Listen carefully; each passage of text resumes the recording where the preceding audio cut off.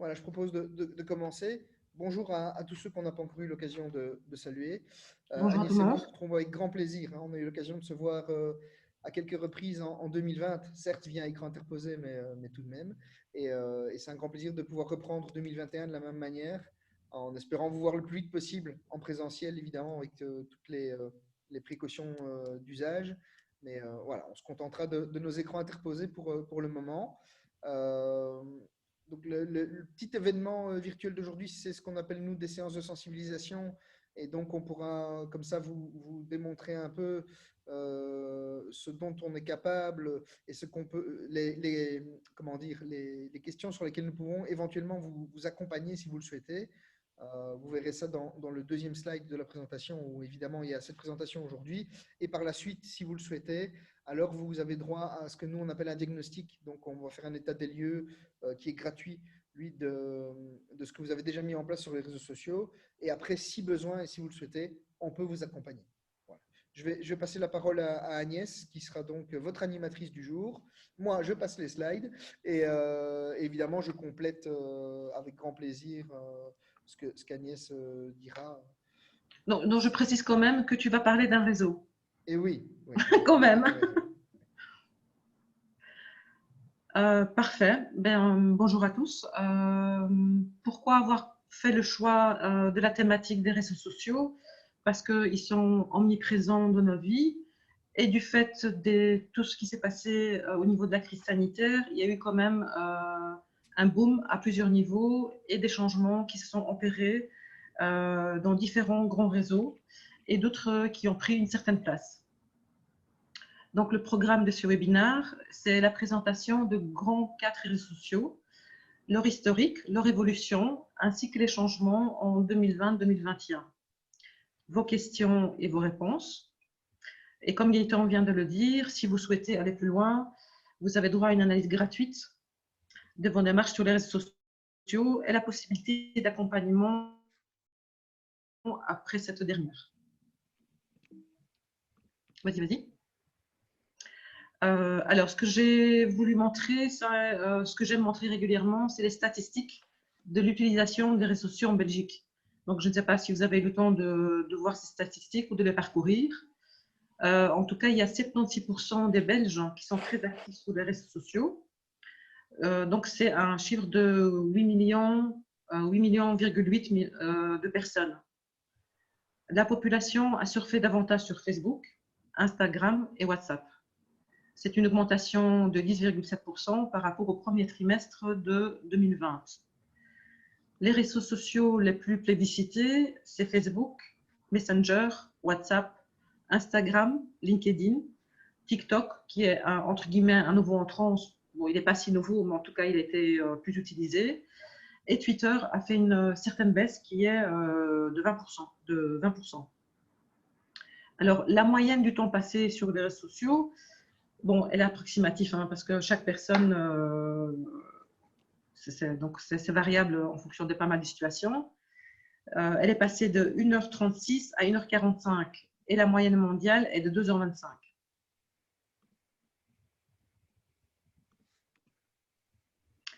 Alors ça, c'est une image que je présente pratiquement chaque année parce qu'elle existe depuis une dizaine d'années. Elle est faite par un blogueur français qui présente sur une seule image l'évolution des réseaux sociaux. Alors celui-ci est celui malheureusement de l'année passée parce qu'il sera modifié vers le mois d'avril-mai.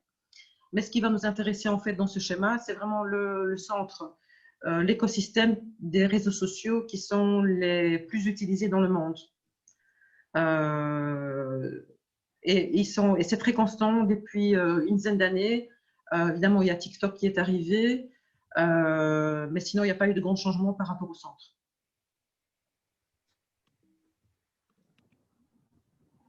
De nouveau, quelques chiffres. Alors, pourquoi c'est de nouveau des chiffres? C'est par rapport au trafic mondial de l'Internet. Alors, il faut savoir qu'il y a de plus en plus de gens qui sont connectés sur leur GSM.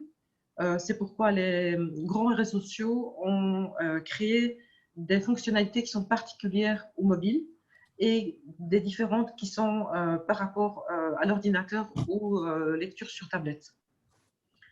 Donc, je passe le nombre d'utilisateurs actifs par mois, mais il faut aussi savoir que c'est le format vidéo qui augmente de plus en plus d'année en année. Il représente 78% des internautes qui regardent des vidéos en ligne chaque semaine. Donc, les vidéos représentent 82% du trafic mondial, car elles créent de la proximité. Le texte, c'est bien, mais du fait que les réseaux sociaux ont changé et que la population a commencé à les utiliser différemment, l'image devient de plus importante et l'audio devient de plus important aussi. Alors, il faut savoir aussi que le contenu visuel est partagé 40 fois plus sur les réseaux sociaux qu'un texte.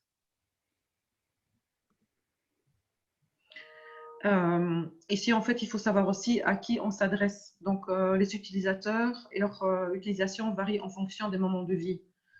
Donc, que ce soit l'enfance, que ce soit l'adolescence, des jeunes adultes ou des adultes, il y a des réseaux sociaux qui sont appréciés. Vous le savez probablement si vous avez des enfants ou des adolescents, leur rapport par rapport aux réseaux sociaux varie vraiment en fonction de leur entourage, de la famille.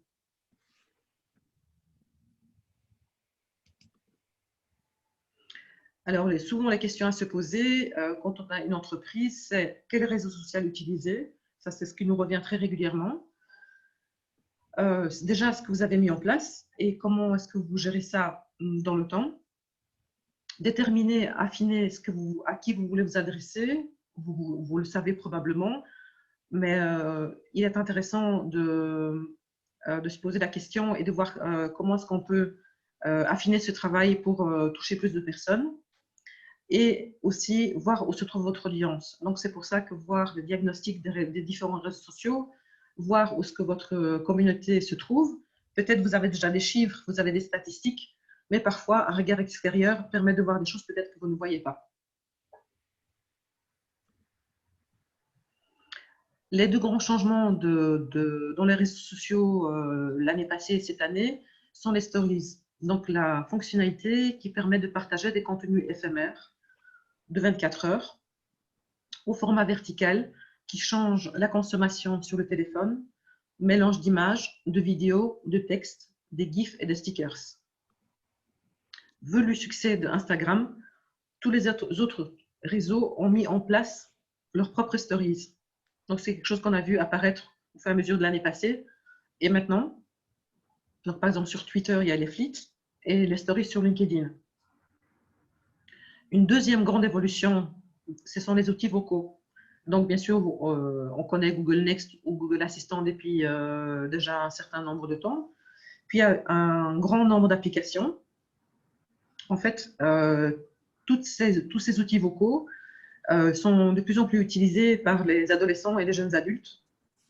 Et donc, on sort un tout petit peu de cette culture de l'écriture qu'ont représenté les réseaux sociaux depuis plus ou moins 20 ans, vers quelque chose qui est beaucoup plus audio.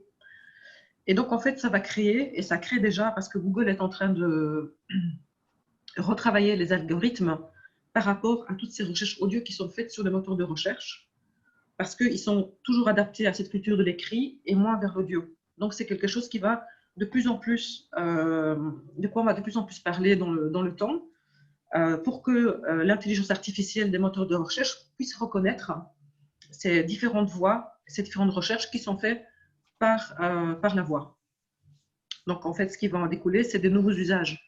Donc, non seulement au niveau des moteurs de recherche, mais aussi de l'usage que vont faire les internautes et les entreprises. Et ça nous permettra de rouvrir le débat sur l'orthographe chez les jeunes, évidemment, par la suite. Donc, nous allons vous parler de 4 grands réseaux sociaux, de leurs principales fonctionnalités et de leurs changements. Les réseaux sociaux sont une source incroyable d'informations essentielles pour mieux comprendre l'environnement de votre entreprise, de votre marque. Le premier, c'est Facebook. Pourquoi? Parce que c'est celui qui est quand même pas mal utilisé en Belgique. Donc, il faut savoir que ce classement est une formule secrète basée sur plus de 1000 paramètres.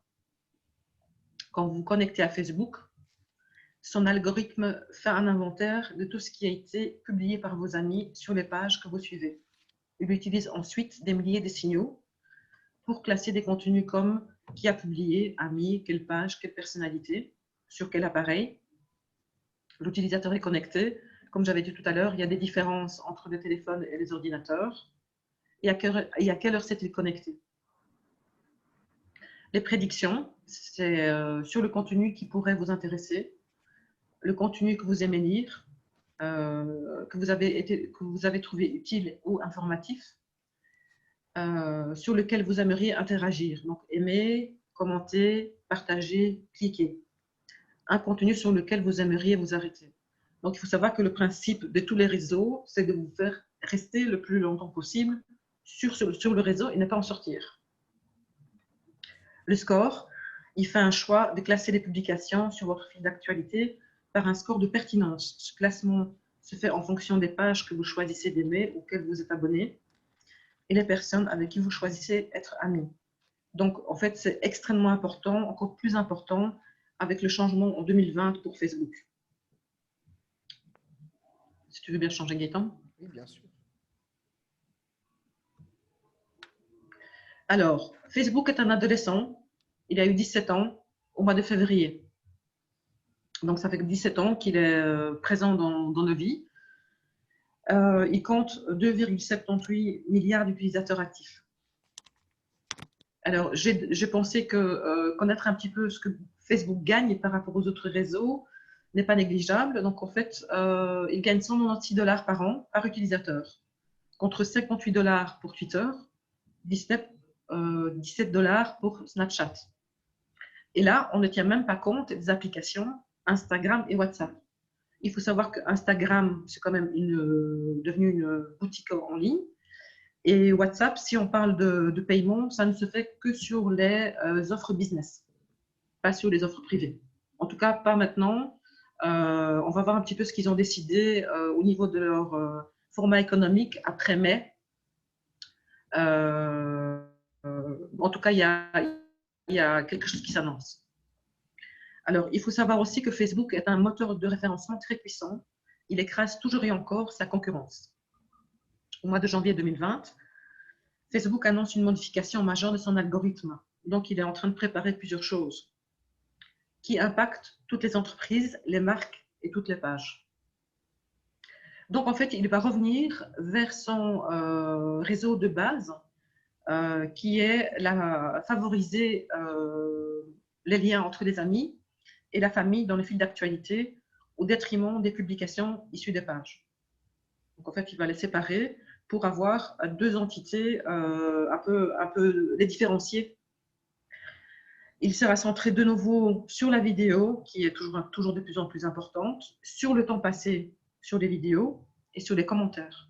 Donc, il est très important au niveau de vos publications d'être réactif par rapport aux commentaires qui sont donnés.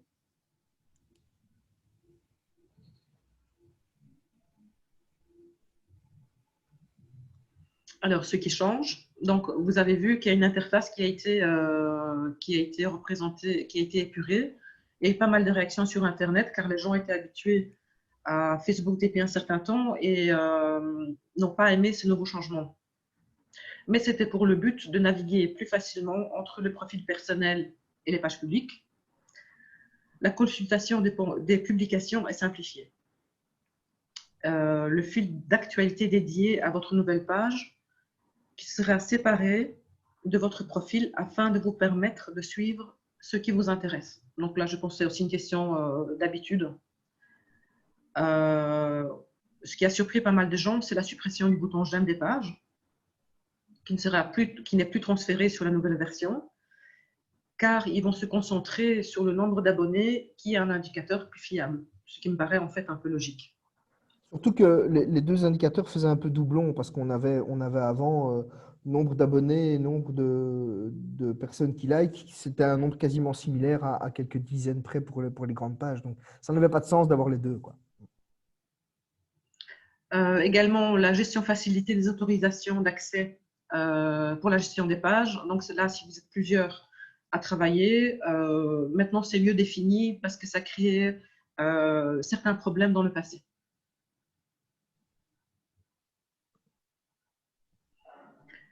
Les fonctionnalités de sécurité et d'intégration. Donc, en fait, on sait qu'il y a eu pas mal de discours haineux à plusieurs moments durant l'année 2020. Donc, en fait, ils travaillent très régulièrement sur la modération pour détecter des activités non autorisées, donc les discours haineux, les contenus violents et tout ce qui tourne autour d'un contenu inapproprié. Ils ont fait un effort par rapport au format question-réponse, dans le but de proposer des conversations interactives et plus riches avec les abonnés. Donc, ils vont le mettre un peu en avant aussi. Ils travaillent sur la fonctionnalité des salons audio, qui sont calqués sur le modèle de Clubhouse, qui est un réseau social purement audio, car ça cartonne, premièrement parce que c'est un nouveau venu, et deuxièmement parce qu'il n'y a que de l'audio. Et Facebook a déployé Facebook News, une nouvelle section dans laquelle on trouve le contenu d'information, incluant des articles, des vidéos et des médias, et au préalable, trouver un accord avec la plateforme. Donc, en fait, il est actif aux USA, au Royaume-Uni, en Allemagne au mois de mai, et un peu plus tard en France. Donc, on doit s'attendre que d'ici quelques mois, ou peut-être un an, il sera aussi actif en Belgique.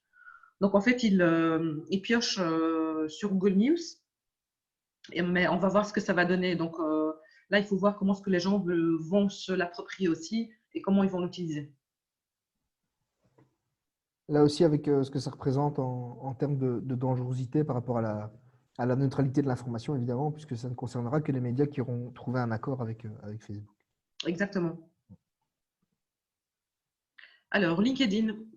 LinkedIn, en fait, a 18 ans, il est un peu plus vieux que Facebook et utilisé principalement dans la vie professionnelle. Donc, à la base, c'était une très grande base de données de CV. Et puis, il s'est réinventé parce qu'il a vu qu'il avait très peu de gens qui restaient un certain temps. Donc, il a fallu mettre en forme des nouvelles idées pour que les gens puissent rester longtemps et interagir. Donc, il est là pour trouver du travail, des employeurs, des prestataires, développer des affaires. Il compte 170 secteurs d'activité et il est présent dans 200 pays et territoires. En 2016, il est racheté par Microsoft. Le réseau fonctionne sur le principe de la connexion du premier, deuxième et troisième degré et du réseautage mis en relation professionnelle. Ces trois sources de revenus sont la publicité, les abonnements et le recrutement. Son algorithme est très pointu. C'est un algorithme de diffusion des contenus publiés depuis des profils personnels sous différentes formes. Donc, vous avez trois formes. Vous avez les articles, qui sont des sujets de fond, pour une analyse d'une thématique ou d'un texte. LinkedIn comptabilise le nombre de personnes qui sont arrivées sur la page de l'article et sont restées au moins 6 secondes. Les posts, les contenus courts, limités à 1300 caractères, texte, document, image ou vidéo, et des stories, qui ont été copiés sur Instagram, contenu court qui est possible de publier depuis l'application mobile, donc la mobile, et qui ont une durée de vie de quelques heures.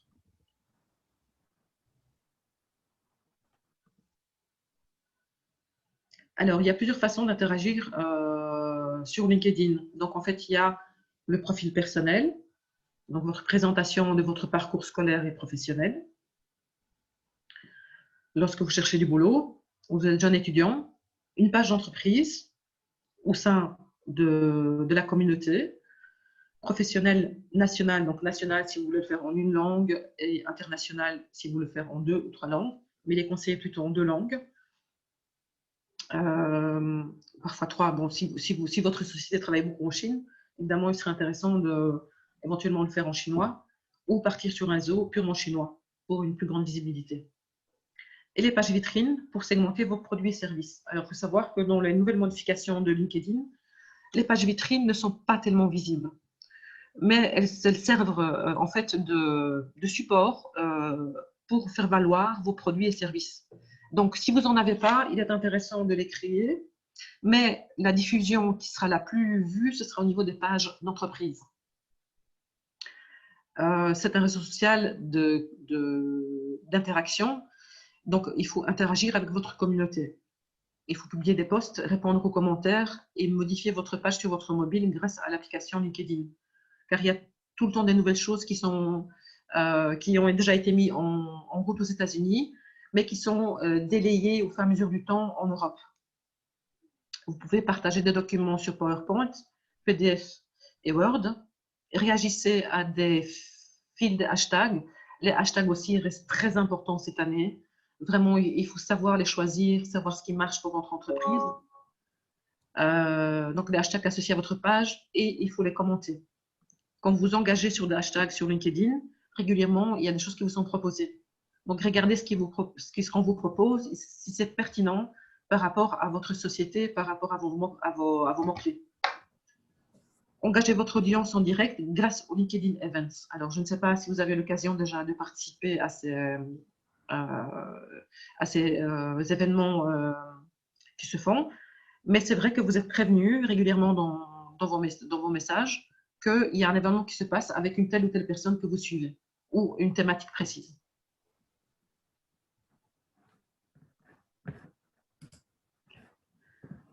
Analyser et développer son audience. Découvrez les contenus les plus populaires au sein de votre audience cible. Amener les utilisateurs à réaliser des actions spécifiques grâce à un call to action personnalisable.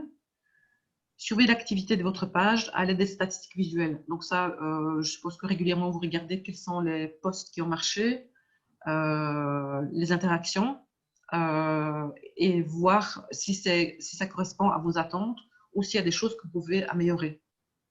Et bien sûr, il faut aussi mobiliser vos collaborateurs aux équipes dans l'interaction qu'il y aura entre vos posts et les posts qu'ils ont fait et les mettre en avant avec des mentions.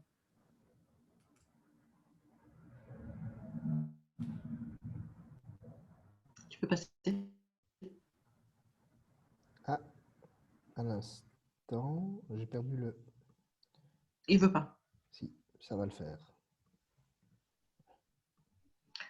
Alors, ce qui change pour LinkedIn, donc de nouveau, il faut savoir que les changements sont vraiment presque quotidiens. Il y a toujours de nouvelles choses qui rajoutent. Donc, avec Gaëtan, on a décidé de synthétiser un petit peu ce qui se passe. Il y a peut-être des choses que vous avez vues et que je n'ai pas mis dans la présentation, mais on va essayer en tout cas de répondre à vos questions si vous les avez par rapport à ces nouveaux changements. Il faut savoir que LinkedIn utilise 3 types de feedback explicites pour attribuer des scores à la publication et à la recommandation. Donc les réactions, les likes, les celebrate et le love, qui permettent en fait de matérialiser les différents types d'émotions. Les commentaires et les partages. Ces likes et ces commentaires permettent de rendre un post viral, sont aujourd'hui abandonnés au profit d'une autre métrique. C'est un changement d'algorithme de LinkedIn. Désormais, il faut préparer son contenu avec l'objectif d'augmenter le temps d'interaction. De nouveau, l'interaction est très importante. Donc, exclure des contenus courts, des liens hypertextes sans explication, etc. Le facteur principal pour déterminer si un post doit être poussé est le temps passé à interagir avec lui. Dès qu'une publication est postée, il est conseillé de rester disponible 2 heures pour répondre aux commentaires et réagir avec ceux-ci, car ça représente la plus grande mesure d'engagement pour LinkedIn. Donc évidemment, rester 2 heures après un post, ce n'est pas possible pour tout le monde. Mais en tout cas, si vous pouvez, si vous avez déjà ça en tête, ça vous permet de savoir que normalement, les plus grandes réactions se font dans les 2 heures. Et ça veut dire aussi que pour les communicants, aujourd'hui, il faut faire du vrai community management sur LinkedIn aussi, quoi. Et penser, là où on pensait surtout à relations professionnelles, je ne vais pas dire exclusivement, mais presque sur LinkedIn, aujourd'hui, il faut aussi penser un peu community management et le considérer comme un réseau social à part entière.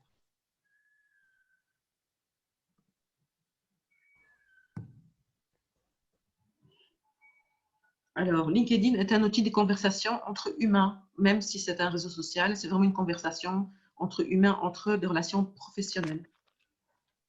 Quelles sont les conséquences pour vous? Ne comptez plus sur les automatisations des posts pour booster vos publications LinkedIn. Votre contenu devra capter l'intention. Utilisez des images, des documents PDF, des typologies spécifiques, des vidéos natives, des emojis pour sortir du lot.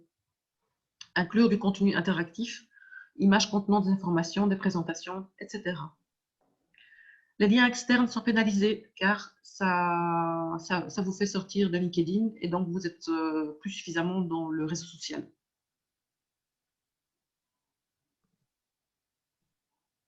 Là, comment procéder? Donc, vraiment, ça, c'est assez basique, mais l'utilisation des images attire l'attention, c'est commencer un engagement, faire des slogans au niveau des images, ça marche très, très bien aussi. Poursuivre l'engagement avec contenu textuel, soignez vos publications pour donner envie aux utilisateurs de cliquer sur « Aller voir plus » sur l'article, parce que ça, en fait, vraiment, c'est le premier clic très, très important. Si vous voulez vous démarquer et capter l'intention, il va falloir travailler et faire quelques efforts au niveau du design. Bon, bien sûr, tout dépend de votre société. Il y a des sociétés où c'est un peu plus compliqué, mais les gens ont besoin de savoir ce qui se passe, ce que vous mettez en place. Ils sont toujours à la recherche, puisqu'ils sont en connexion avec vous, c'est qu'ils sont à la recherche de quelque chose, d'un service, d'un produit que vous proposez. Donc, il faut leur proposer régulièrement quelque chose de nouveau pour satisfaire, pour attiser une curiosité.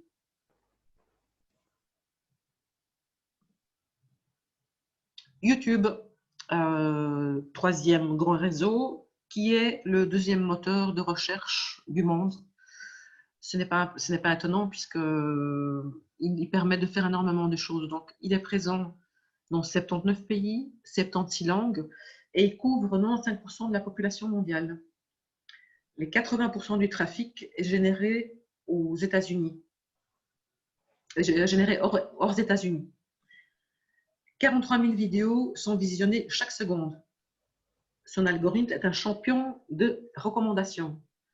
En fait, c'est pour vous garder le plus longtemps possible. Donc, quand vous tapez un mot-clé, le nom de quelqu'un dans YouTube, il va vous proposer d'abord les vidéos sur la personne, mais aussi des vidéos qui sont associées. Et il a un algorithme qui a été très, très bien pensé depuis longtemps au niveau de recommandations. Et pour l'instant, il est difficilement détrônable à ce niveau-là. Il se base sur une métrique très précise. Donc, les vues, le nombre des vues des vidéos, le temps de visionnage. Il favorise en fait les vidéos courtes. L'engagement, donc l'engagement, c'est toujours les commentaires, les j'aime, les partages, les clics. Prend en compte les comportements des utilisateurs, nombre des vidéos regardées par l'utilisateur depuis votre chaîne, type de sujet des vidéos regardées récemment, recherche antérieure des utilisateurs, information démographique et localisation de l'abonné. Mais ça, Google, en fait, est devenu très pointu par rapport à la localisation et il s'en sert pour pas mal de choses.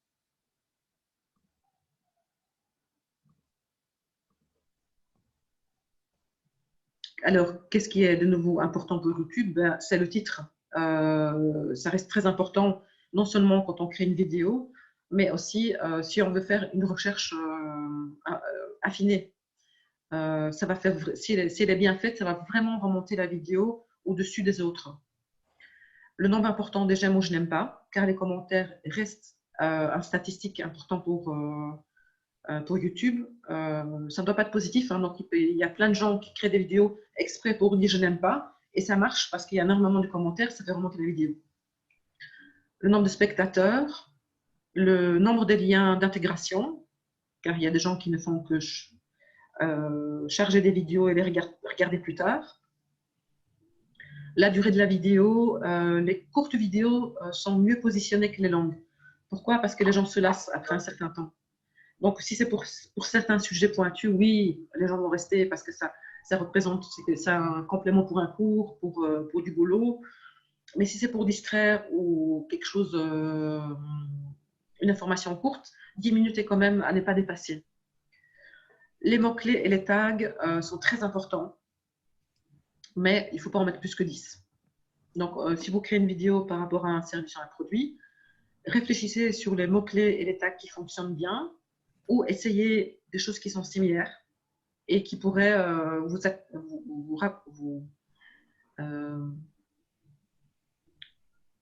qui pourraient être intéressants, qui complémentent votre domaine d'activité. Les commentaires sont un point fort. Avoir 100 commentaires donne du poids à la vidéo.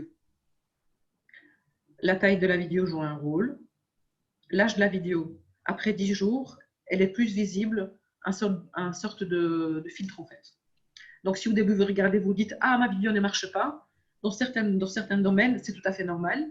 Mais par exemple, si vous avez un rappeur qui vient de sortir une vidéo et qu'il a une communauté de 200 000 personnes, évidemment que sa vidéo va avoir beaucoup de succès, même les premiers jours. Avoir un titre accrocheur de la vidéo. Donc, c'est comme je viens de dire précédemment, c'est très important. Je pense que tu peux changer ou tu as changé?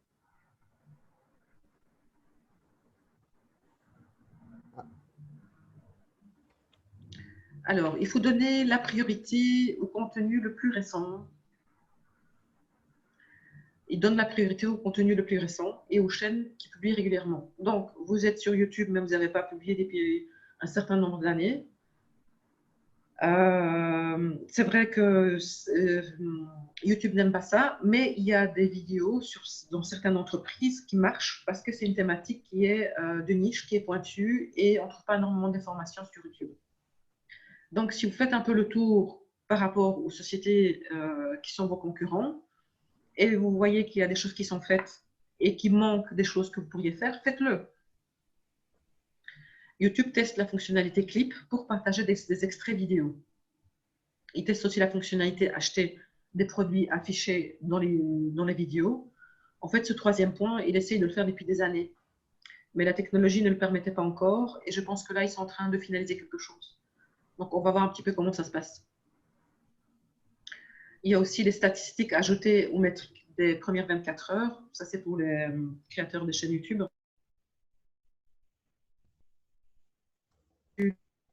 Comment est-ce que la vidéo a été regardée? Les hashtags, de nouveau, montent en puissance, sont importants, donc toujours faire attention sur ce que vous utilisez. Cibler les fans de musique avec des annonces audio.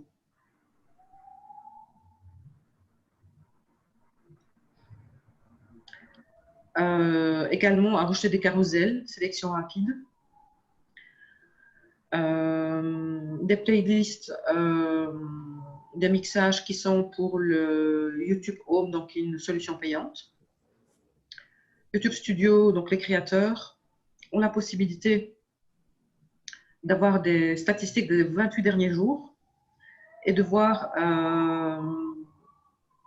de connaître le style des formats préférés de leur audience. C'est un indicateur important puisque, en fait, les plateformes se multiplient. Les gens sont versatiles, regardent des formats différents, que ce soit sur le GSM, sur les tablettes ou sur les ordinateurs. Donc, cette analyse a été en fait mise par YouTube pour elle, pour voir qu'est-ce qu'ils doivent pousser comme contenu dans le temps, puisque c'est les créateurs qui sont les produits de YouTube. Plus des publicités ciblées pour les vidéos à destination des enfants. Là, je pense que c'est un grand pas qui a été fait.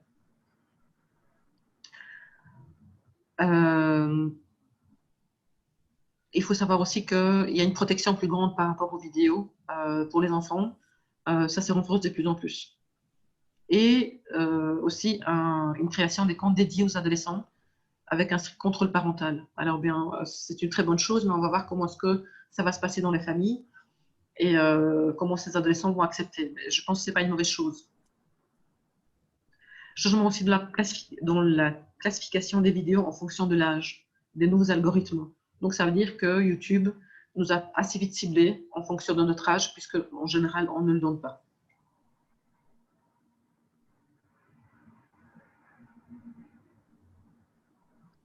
Instagram.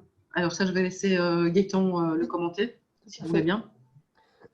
Donc Instagram, c'est un réseau social qui est un tout petit peu plus jeune que les trois qu'on vous a présentés. Et c'est le quatrième sur lequel on va s'attarder un peu plus aujourd'hui. Sachez que notre choix est tout à fait subjectif, évidemment. Et comme le disait Agnès en début de présentation, ce sera à vous de vraiment analyser les réseaux sur lesquels vous avez un vrai intérêt à être présent et surtout actif. Donc Instagram, c'est essentiellement un service de partage de photos et depuis quelques années de vidéos aussi, avec un réseau d'amis ou de followers également, puisque, comme vous le savez, c'est aujourd'hui un réseau social qui est très prisé des influenceurs. Il fonctionne sur la même manière que les autres, hein, avec des j'aime et la possibilité de laisser des commentaires. On estime aujourd'hui que 75% des utilisateurs d'Instagram se trouvent en dehors des États-Unis. Vous voyez, hein, à peu près 50% pour l'Europe et l'Asie. Les pays qui ont participé évidemment à la croissance, si pas en tant qu'utilisateur, mais en tant que lieu Instagrammable, c'est le Japon, le Brésil et l'Indonésie qui évidemment offrent des décors. Je pense que dans les dernières années, Dubaï peut aussi s'ajouter à ces pays qui permettent l'essor de ce réseau social. Il y a eu un gros changement d'Instagram et de sa philosophie en 2012, hein. Ça remonte maintenant, mais avec l'acquisition par Facebook, hein, comme vous le savez, Instagram fait partie de la galaxie Facebook. Et ça a notamment impliqué un changement dans les conditions générales d'utilisation. Si vous vous souvenez, ça a fait un petit tollé, surtout par rapport à la propriété intellectuelle des images qui étaient partagées sur Instagram, puisque Facebook, estimant qu'elles étaient stockées sur son serveur, il a le droit d'utiliser ces images pour toute activité qu'il jugerait opportune. En 2013, Instagram s'inspire un peu de ce que fait un autre réseau social, à savoir Snapchat, et il intègre à sa plateforme les stories. Aujourd'hui, comme le disait Agnès tout à l'heure, la plupart des réseaux sociaux ont intégré un système de stories à leur plateforme, qui sont évidemment inspirés de Snapchat, mais qui sont surtout dus au succès des stories sur Instagram. Ces stories qui permettent de partager des photos, des vidéos, un moment du quotidien quelque part, sans vraiment surcharger la galerie photo. Si vous avez une idée de ce à quoi ressemble Instagram, si on arrive sur votre profil Instagram, par défaut, on a une galerie par trois photos par rangée. Et voilà, on a quelque chose de propre, etc., avec ce qu'on veut montrer comme contenu visuel sur Instagram pour ne pas surcharger la philosophie des galeries avec ces stories qui diffèrent un peu. Ils ont créé un système à part. Elles sont censées être éphémères, mais vous verrez de plus en plus que ces stories sont enregistrées dans des fichiers particuliers, dans des dossiers particuliers qui se trouvent au-dessus des galeries, généralement sur Instagram. Depuis 2016, Instagram TV, donc Instagram permet les vidéos. Vidéos évidemment verticales, mais vous verrez tout à l'heure que les horizontales vont être boostées. Pourquoi c'est important d'insister sur le fait qu'il permettait des vidéos verticales? Parce qu'à la base, Instagram, c'est au format carré. Et donc, les photos sont censées idéalement être au format carré pour répondre, pour bien être fit par rapport à la plateforme, hein, qui est avant tout destinée au mobile, même si elle est accessible dans une version desktop uniquement en consultation. Et donc ça, ils ont permis la possibilité d'avoir des vidéos verticales aussi, donc plus au format des smartphones. Donc d'une durée de 1 heure maximum pour les créateurs, mais pour le commun des mortels, hein, ces gens qui ne sont pas des influenceurs et qui ne sont pas des Instagrammeurs pros, c'est uniquement 10 minutes pour ces vidéos sur Instagram. Instagram, ça a été longtemps, et je pense que c'est toujours un peu un réseau hype pour tout qui cherche à s'inspirer, un peu comme Pinterest le fait pour ceux qui connaissent Pinterest, mais avec moins d'interaction possible. Et oui, l'inspiration peut en effet venir des autres utilisateurs, des influenceurs, mais aussi des entreprises. Il faut savoir que depuis quelques années, Facebook, puisque Facebook est à la tête d'Instagram, Facebook a orienté ses fonctionnalités vers les entreprises aussi, parce qu'ils sentaient qu'ils perdaient un peu la main par rapport à ce que pouvait faire LinkedIn. Et donc Instagram, lui aussi aujourd'hui, est doté de plusieurs fonctionnalités qui sont directement bénéfiques aux entreprises. On estime que 90% des utilisateurs d'Instagram suivent une marque sur Instagram ou une vitrine ou des influenceurs qui eux aussi mettent en avant des marques, puisqu'évidemment tout ça est un peu lié. Il sort de certaines statistiques que 68% des utilisateurs cherchent à échanger, et vous verrez plus tard qu'il n'y a pas vraiment qu'échanger, qu'on pourra bientôt faire sur Instagram, mais également acheter. L'algorithme d'Instagram, un peu comme celui de Facebook, il repose sur l'engagement, tout simplement. Plus vous likez, plus vous partagez, plus vous commentez, et plus une publication sera vue.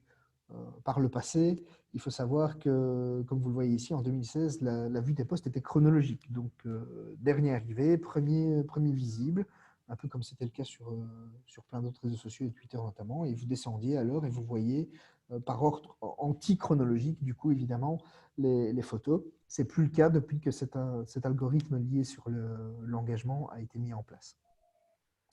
Les contenus plus importants, si vous connaissez un peu Instagram, vous savez que c'est tout ce qui est voyage, tourisme, cuisine, lifestyle, design. On est vraiment sur quelque chose de très graphique, et donc évidemment, le terme Instagrammable veut tout dire. C'est quelque chose d'Instagrammable, c'est quelque chose qui est assez percutant d'un point de vue graphique que pour se retrouver en photo sur Instagram. Le bouton j'aime sur lequel reposait l'engagement, il a changé de place. À l'époque, il ne se trouvait pas à cet endroit-là. Aujourd'hui, il est comme partout en bas à gauche, mais à l'époque, il était en bas à droite. Et aujourd'hui, en bas à droite, c'est un bouton achat qui a pris sa place. Preuve que Instagram se transforme petit à petit également, si pas en marketplace, en tout cas en endroit où on peut favoriser les échanges commerciaux. Instagram, c'est quand même 1 milliard d'utilisateurs actifs. Parmi ce milliard d'utilisateurs actifs, on en compte 2 millions qui communiquent sur des objets à vendre. Donc, c'est des produits à vendre, pardon. Donc, c'est clairement ces 200 millions-là, c'est clairement les influenceurs, quoi. 9 millions de posts sont... Ah, je vois que ma connexion est instable. Voilà, ok. 9 millions de personnes qui postent, c'est purement publicitaire. Donc, on est passé d'une communauté interconnectée de personnes réelles qui souhaitaient vraiment échanger sur des contenus très graphiques. On est passé vraiment à limite un magasin en ligne, quoi. La publicité constante, elle se diffuse partout, dans les fils d'actu, et c'est ces algorithmes justement pensés par Facebook, hein, entreprise commerciale, ces algorithmes qui aujourd'hui donnent un peu le ton sur Instagram. Un peu comme Facebook, le réseau a accès à une importante quantité de données, et donc ça permet à tous ces outils de la galaxie Facebook, un peu comme WhatsApp également, ça a fait un tollé dernièrement, on ne va pas revenir dessus maintenant, mais ça permet un ciblage très précis des utilisateurs pour leur donner une publicité qui est clairement ciblée. Évidemment, chaque feed du coup est unique, et la pertinence de ce qui est proposé est calculée par rapport à l'activité de chacun des utilisateurs, comme sur Facebook par exemple, mais à des fins publicitaires. C'est ce ciblage qui est la force du réseau. Plus il a masse d'informations et plus les contenus mis en avant sont pertinents.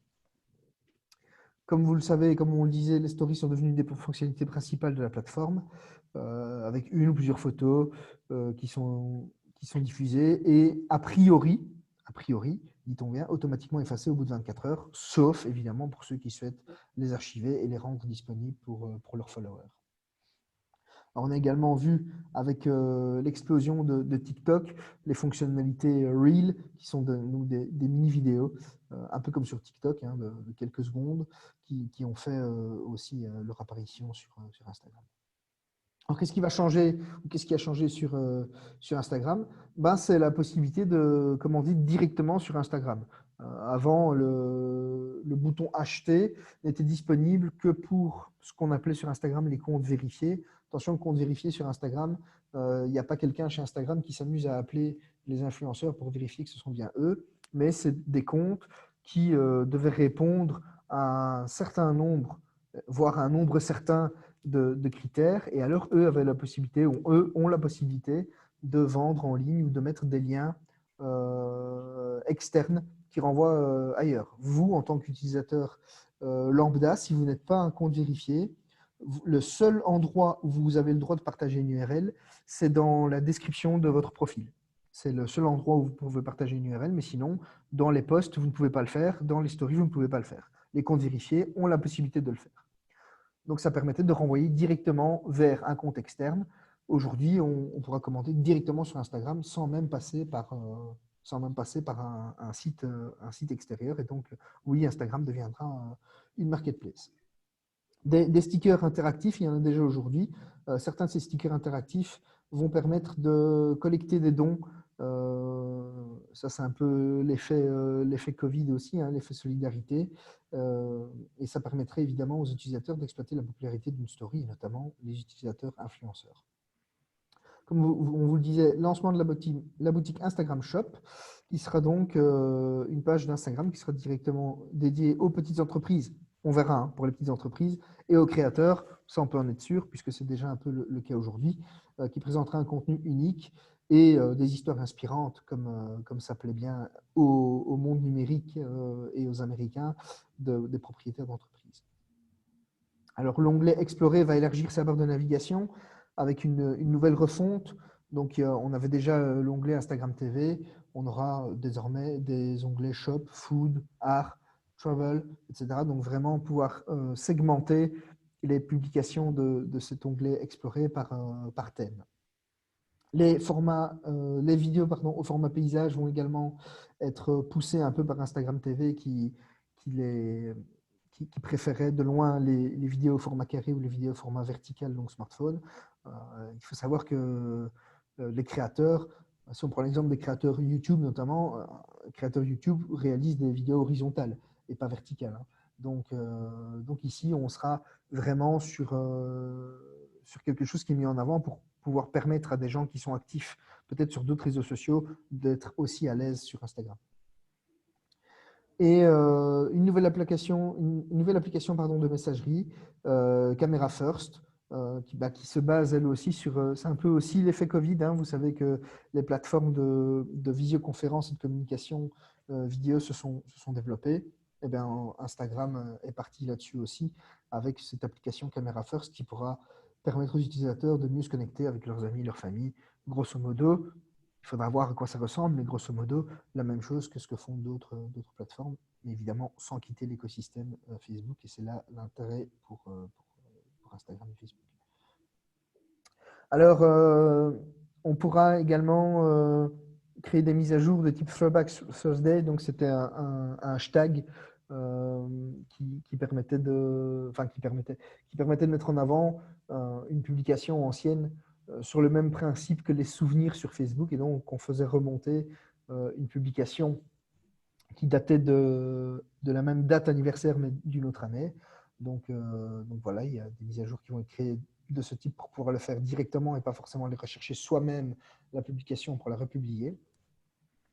Les autocollants quiz, sondages, questions, GIF, etc. Ça, c'est déjà un peu le cas, notamment sur les sondages, sur les stories.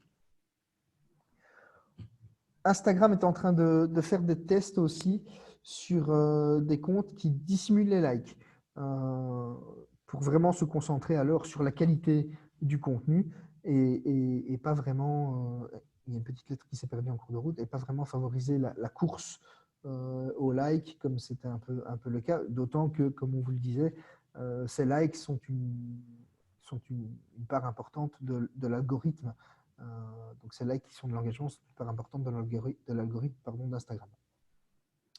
L'onglet Following va être supprimé tout simplement pour renvoyer vers l'onglet Explorer.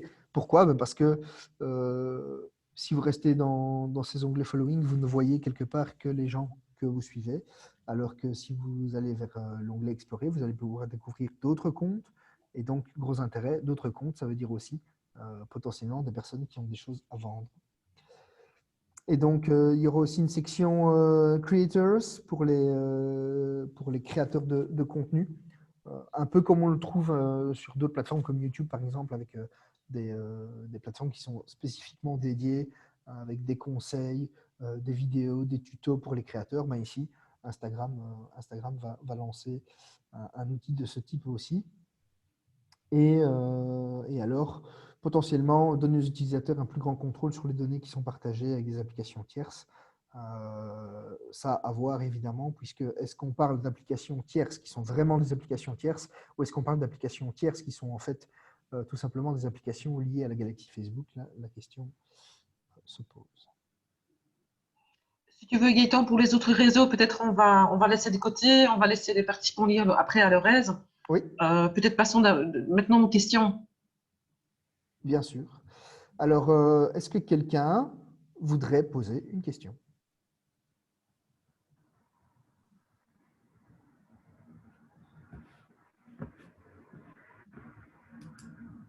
Oui, Alexandra.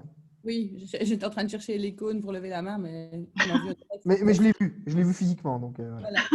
Non, juste sur un truc que tu viens de dire il n'y a pas longtemps, quand tu parlais du partage des souvenirs un petit peu sur Instagram. Mais du coup, est-ce que ça fonctionne uniquement avec le contenu du fil? Parce que j'imagine que les stories, ce n'est pas possible. Ou bien les stories aussi. Écoute, ça, je ne sais pas trop parce que c'est quelque chose qui est en projet. J'imagine que les stories sauvegardées et archivées, comme c'est le cas aujourd'hui, seront concernées, mais à mon avis, pas les stories éphémères qui, elles, ont disparu, puisque a priori, elles sont censées avoir disparu. Je ne doute pas un instant qu'elles soient archivées quelque part sur le serveur de Facebook, évidemment, mais je me demandais juste comment le principe du souvenir pouvait fonctionner avec justement quelque chose d'éphémère, mais effectivement, si ce sont des stories enregistrées, c'est possible peut-être. En tout cas, pour les stories archivées, je pense que c'est sûr et certain. Pour les éphémères, à voir. En tout cas, si les stories éphémères, donc celles qui sont censées avoir disparu, sont reproposées aux utilisateurs, aux Instagrammeurs pour le partage, ça rouvrira, je pense, certains débats sur la conservation des données par Facebook aussi. Donc, est-ce qu'ils veulent vraiment se soumettre à ça? Peut-être pas en Europe, mais aux États-Unis, ils s'en foutent. Donc, voilà, à voir. Ok, merci. Mais encore une fois, ça reste une opinion et je n'ai pas la réponse précise, mais voilà, la réflexion me pousse à penser ça, quoi. Alors, au niveau du chat, il y a deux questions. Oui, il y a deux questions. Je t'en prie, Agnès. Je vais répondre à la première question de Cora. Oui. En fait, il faut savoir que les podcasts sont de plus en plus écoutés et il y a de plus en plus de plateformes qui le proposent. Pourquoi? Parce que, premièrement, il y a le confinement. Et donc, les gens ont dû trouver le temps de se distraire de façon différente que faire autre chose aussi que des streamings. En France, il y a énormément de choses qui sont faites. En Belgique aussi, certaines presses le proposent. Donc, une société peut très bien enregistrer des podcasts par rapport à une thématique bien précise et la diffuser. Et la deuxième question, créer une page Facebook qui n'est pas alimentée régulièrement est-il plus dommageable? Les réseaux sociaux sont en fait gourmands, comme je disais tout à l'heure. Ils ont besoin qu'il y ait une certaine régularité. Alors, la régularité, quelle est-elle? En fait, je ne pense pas qu'il faut se mettre la pression, tout simplement essayer de dire je fais une publication au niveau des moments importants de mon entreprise. Comme chaque année, il y a des saisonnalités. Si ce n'est pas le cas dans le passé, en tout cas, de se dire, voilà, une fois par mois, je crée quelque chose et voir quelles sont les retombées. Donc, en fait, entre le temps où vous faites des publications et voir ce qui marche, ce qui intéresse les gens, c'est à vous de le voir dans le temps par rapport aux statistiques. Quelles ont été les réactions? Je ne parle pas de la communauté très proche, qui vous suit tout le temps, mais aussi parler des gens qui vous suivent moins et qui sont intéressés par les thématiques de votre entreprise. C'est l'éternelle question entre la différence entre la fréquence et la régularité. Mon avis, c'est quand même qu'il faut alimenter une page, comme le disait Agnès, sans se mettre de pression. D'une part, parce que on ne sait pas vraiment à 100% comment fonctionnent les algorithmes des réseaux sociaux, mais étant donné qu'ils sont basés sur l'engagement, c'est clair que si vous partagez moins de contenu, vous allez être moins liké, moins partagé et moins cliqué. Et donc, potentiellement, vous allez moins retrouver votre place dans le fil d'actualité des personnes, en sachant que vous pouvez être 2 personnes à suivre exactement, avoir le même, prenons l'exemple Facebook, puisqu'on parle de Facebook, le même cercle d'amis et suivre les mêmes pages, votre feed sera différent parce que ce qui alimente le feed, ce n'est pas qui vous suivez ou quelle page vous suivez, c'est comment vous interagissez avec ces gens que vous suivez. Et donc, clairement, si c'est pour avoir une page Facebook et malheureusement ne jamais communiquer dessus, sachez que vous serez noyé dans la masse de ces comptes perso, groupes et pages qui, eux, publieront et vont générer des interactions avec ces personnes qui les suivent. Maintenant, on conseille quand même toutefois, nous toujours, de créer une page Facebook, même si elle n'est pas utilisée, parce que ça vous permettra aussi de protéger votre compte, protéger votre image et avoir cette présence en ligne.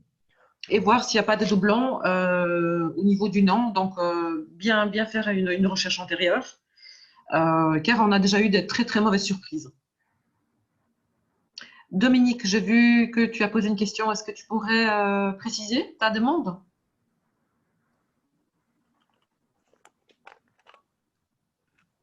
Voilà, j'ai mis le son. Merci Agnès.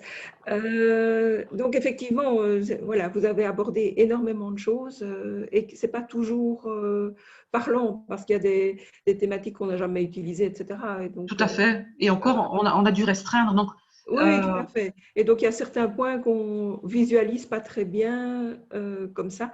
Et donc, c'est pour ça que je posais la question, est-ce qu'il y aurait moyen d'avoir des exemples éventuellement? Parce que je suppose qu'en faisant le contenu, vous êtes de toute façon basé sur des exemples. Voilà. Et donc, s'il y avait moyen d'en partager, ce serait… Alors, il y a déjà quelques liens approfondir. qu'on a mis dans le slide qu'on vous enverra. Donc, comme ça, j'en profite pour répondre à la question d'Alexandra qui a posée sur le chat. Est-ce que vous allez recevoir les slides? Oui. Oui, vous allez recevoir les slides. Voilà, vous allez recevoir les slides. En fait, comme d'habitude, voilà, on ne voulait pas faire de spoiler, mais tant pis, on va le dire. Maintenant, suite à votre participation, on va vous envoyer un lien, un mail.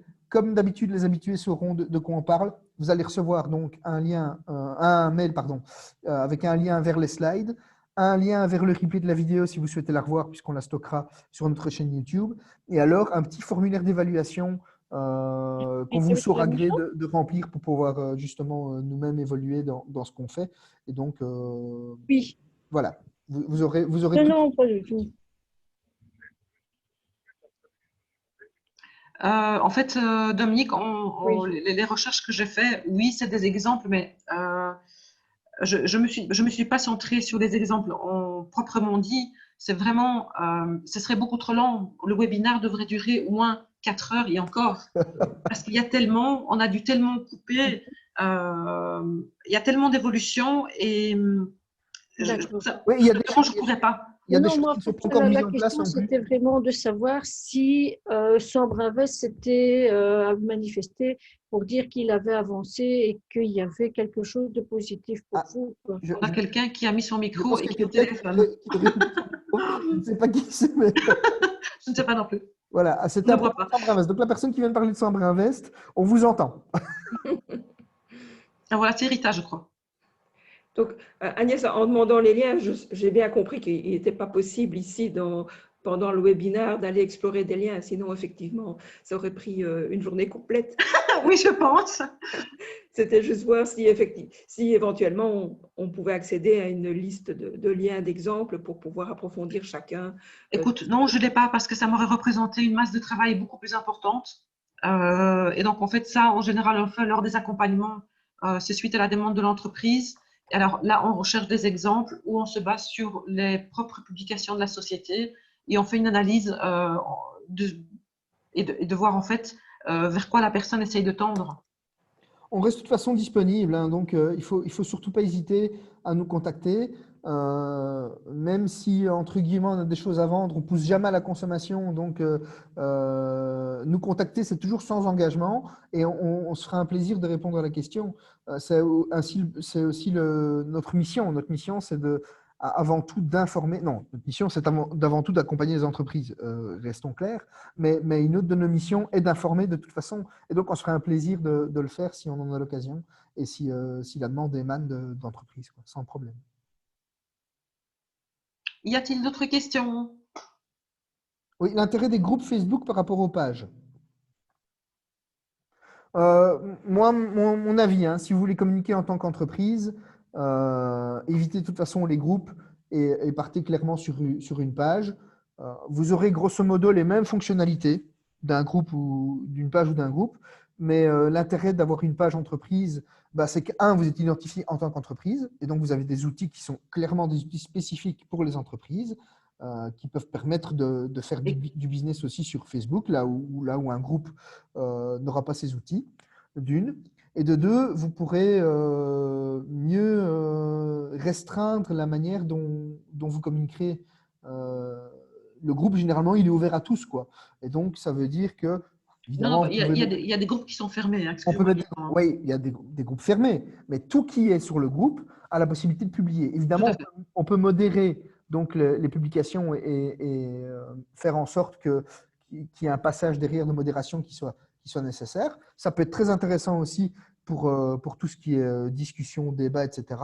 Mais moi, franchement, en tant qu'entreprise, je créerai une page entreprise et alors là, faire en sorte que les posts suscitent des débats si la question doit se poser là. Mais je pense qu'en tant qu'entreprise, c'est mieux d'avoir une page. Avis perso, Agnès, tu as peut-être un autre avis sur la question? Je te suis assez bien, mais je précise toujours. Alors, pour moi, il y a quand même une séparation. Un groupe, c'est on se réunit sur un réseau social dans un groupe pour échanger sur une thématique bien précise. Ça, c'est le fond vraiment d'un groupe. Une page, c'est quand même quelque chose qui vous est propre et pour votre entreprise, donc vous allez vous mettre en avant. Donc, c'est une analyse très basique, mais c'est deux utilités différentes et je pense que la première chose, c'est une page pour vous représenter et puis un groupe pour pouvoir échanger avec des gens. Très bien. Il y a une question de Margot. Est-il préférable de partager une publication Instagram sur Facebook ou de la partager sur chaque réseau de manière séparée? Mon avis ne va engager que moi également, évidemment, et Agnès complétera ou dira ce qu'elle en pense. Moi, je pense qu'il est mieux de faire deux publications distinctes sur chaque réseau parce que, tout simplement, il est possible que votre cible sur Facebook ne soit pas exactement la même cible que sur Instagram.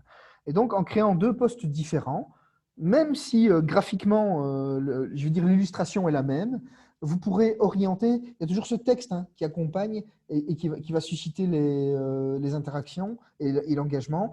Ce texte qui accompagne, vous allez pouvoir le cibler différemment que ce soit sur Facebook ou sur Instagram en fonction de votre cible.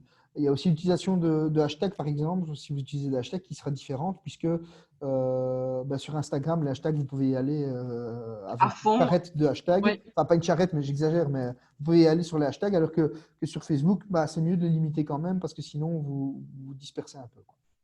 Donc, je suis complètement Gaëtan. En fait, tout dépend de l'audience que vous avez sur chaque réseau. La plupart du temps, elles ne sont pas tout à fait les mêmes.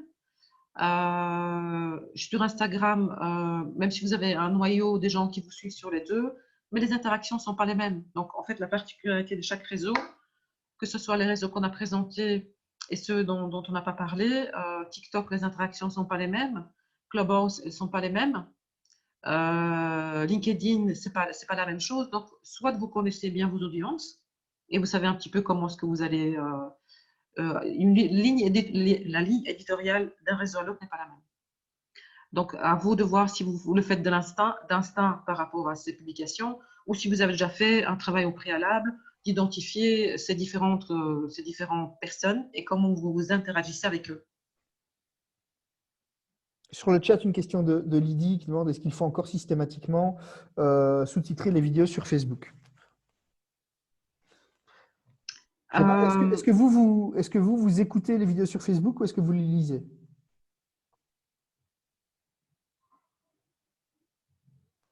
En fait, ça dépend vraiment quelque part de la manière dont vous allez consommer vos vidéos, quoi. Si vous Bonjour, vous consommez vos m'entendez? vidéos dans le train sur le retour du boulot et que vous n'avez pas forcément envie de vous encombrer d'écouteurs après avoir porté des écouteurs toute la journée en ligne ou au webinar ou en réunion Zoom, etc., peut-être que vous allez préférer les lire que les écouter. Encore une fois, ça dépend toujours de la cible. Moi, je pense que quand on est une entreprise, il faut savoir qu'à un moment donné, on part sur un public business. On s'expose à ce qu'il y ait des gens qui prennent les transports en commun pour aller travailler et revenir du boulot.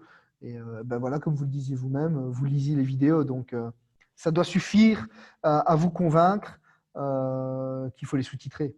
Maintenant, c'est vrai que nous, par exemple, quand on fait une capsule vidéo, on ne les sous-titre pas pour l'instant. C'est peut-être un tort. Je dois avouer qu'on n'a pas consulté les gens qui nous suivent pour savoir s'ils préféraient avoir des vidéos sous-titrées ou pas. Donc, en fait, c'est une super question que vous nous posez. C'est vrai. Moi, je n'ai pas vraiment de réponse sur la question. Mon avis perso, c'est qu'il faut se sentir prêt à… On est des consommateurs et donc même si on ne sait pas à 100% comment réagissent les autres consommateurs, on sait comment soi on réagit et il faut se faire plaisir aussi avant tout et se regarder le nombril. Si nous-mêmes on a plus tendance à les lire qu'à les écouter, alors autant continuer à les sous-titrer et d'autant que comme je le disais tout à l'heure, ça favorisera la bonne orthographe des gens et pas que se baser que sur l'audio qui va un peu tuer tout ça à terme, quoi. Vous m'entendez? Voilà. Oui. Oui. Ah, alléluia. Désolée, mais j'ai un souci avec mon ordinateur. Merci pour votre réponse. Mais je me demandais, parce que bon, c'est vrai que sous-titrer, ça prend énormément de temps, surtout quand les gens parlent beaucoup. Mais il est vrai que j'ai fait un petit sondage. Alors, moi, je travaille pour l'UC Louvain, FUCAM Mons. Donc voilà, j'ai été notifiée par cette formation par Corinne Ranochat des ateliers FUCAM. Et en fait, systématiquement, nous, on sous-titre nos vidéos, mais je me demandais si avec les nouvelles mises à jour et voilà. Mais bon, du coup, je vous ai aussi suscité une petite interrogation pour vos vidéos à vous-même. Donc, je vais continuer à le faire, même si ça prend du temps. Et Ah, c'est super intéressant. vous diffusez sur quel réseau? Alors, je diffuse sur Facebook, Instagram et LinkedIn. Ok, parce que sur YouTube, d'office, c'est la traduction qui est faite, hein. Oui, sur YouTube, en fait, j'avais l'habitude de le faire, mais ici, on intègre directement dans Adobe Premiere les sous-titres pour plus de facilité, parce que quand on doit les uploader sur Insta, ben, Insta ne le fait pas automatiquement. Facebook, on pouvait aussi. Donc voilà, mais bon, ben, je dois continuer à le faire. Donc, Maintenant, on est conscient que c'est un travail lourd. Est-ce que vous utilisez des outils qui retranscrivent automatiquement l'audio ou est-ce que vous vous amusez à les retranscrire tout en intégralité aussi? ben, disons que bien souvent, si la personne parle un peu vite ou des fois si elle mâche ses mots, et souvent L'outil n'est ce pas sont des efficace. étudiants, donc bon voilà, je dois toujours repasser derrière. Donc j'écris moi-même. Mais il est vrai que je pourrais peut-être utiliser quelque chose qui Oui, peut m'aider. voir si ça pourrait vous alléger en fait, hein, parce qu'il y a des outils qui sont gratuits, puis il y a des outils qui sont payants. Donc, Ouais. voir le temps que vous consacrez, de quel poids ça pourrait vous libérer. En fait, vous n'allez peut-être pas gagner en temps, mais vous allez gagner en énergie. Parce qu'il va retranscrire, vous allez devoir retravailler d'office, mais vous n'allez pas devoir, ce sera plus de la sténo, quoi, hein. Oui, Vraiment, D'accord. ce sera du oui, retravail. c'est vrai que ça c'est Ok. Bon, ben ça va. Ben merci en tout cas. Avec plaisir. avec plaisir.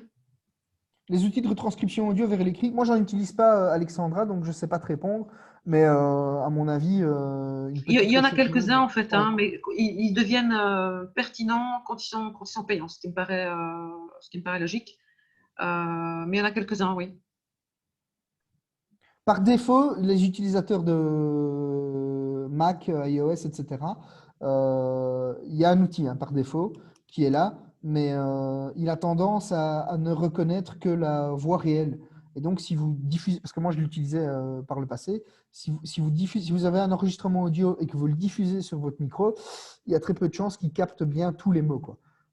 Il a vraiment tendance à ne bien prendre que les mots qui sont dits de manière vocale, en vrai, quoi, physiquement. Et son efficacité, c'est pas ça. Il faut souvent retravailler aussi. L'outil existe, il est gratuit, il existe, il est présent chez Mac en tout cas. Maintenant, son efficacité, évidemment, elle est à discuter. Reste-t-il des questions?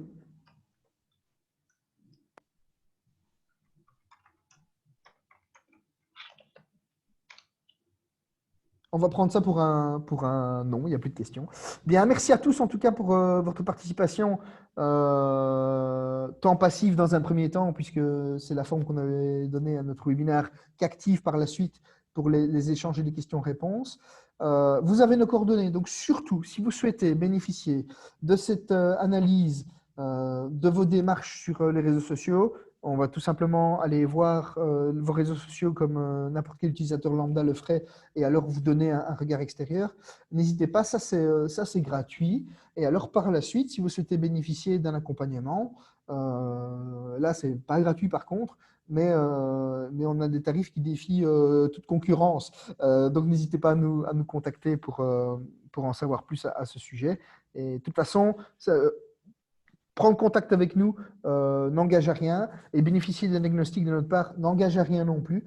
Et on ne va pas non plus vous courir après pendant 6 mois par la suite pour que vous bénéficiez de quelque chose. Et il n'y a pas de paperasse à remplir dans un premier temps si vous souhaitez non plus bénéficier du diagnostic. Donc, il ne faut vraiment pas hésiter. Pour toute question aussi, après relecture des slides ou revisionnage, une fois qu'on vous aura envoyé le mail avec les liens, vous n'hésitez pas à nous revenir. On se fera un grand plaisir de vous répondre.